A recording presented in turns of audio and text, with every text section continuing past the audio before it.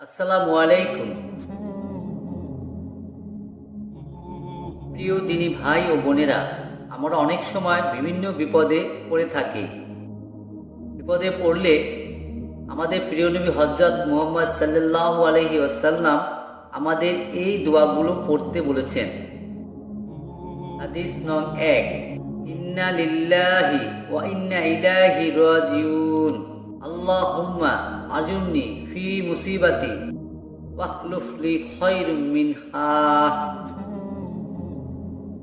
বাংলা অর্থ: আমরা তো আল্লাহরই, আর নিশ্চয়ই আমরা তার দিকেই প্রত্যাবর্তনকারী।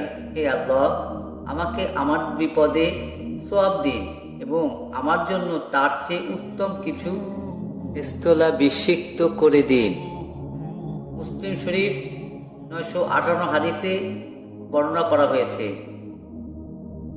হাদিস নং 2, সাদ ইবনু আবি ওয়াক্কাস রাদিয়াল্লাহু আনহু হতে বর্ণিত আছে, তিনি বলেন, রাসূলুল্লাহ সাল্লাল্লাহু আলাইহি ওয়াসাল্লাম বলেছেন, আল্লাহ তাআলার নবী জুন্নুন ইউনুস আলাইহিস সালাম মাছের পেটে থাকাকালে যে দোয়া করেছিলেন তা হলো, তুমি ব্যতীত কোনো মাবুদ নেই, তুমি অতি পবিত্র, আমি নিশ্চয়ই জালিমদের দলভুক্ত।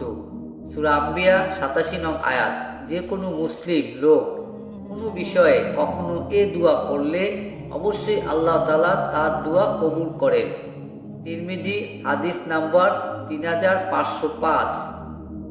দোয়া ইউনুস এর আরবি উচ্চারণ হলো বিসমিল্লাহির রহমানির রহিম, লা ইলাহা ইল্লা আনতা সুবহানাকা ইন্নী কুনতু মিনাজ জালিমিন।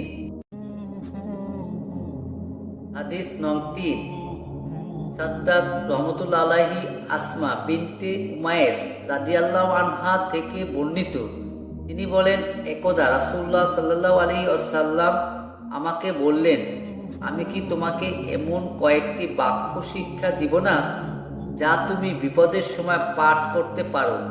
অতঃপর তিনি বললেন, আল্লাহু আল্লাহু রব্বি লা উশরিকু বিহি শাইয়ান।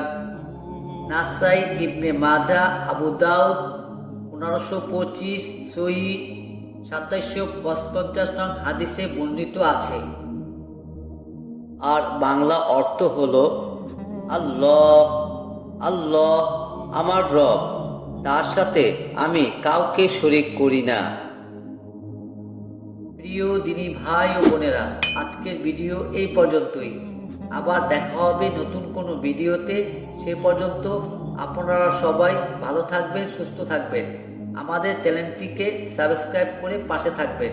আল্লাহ হাফেজ।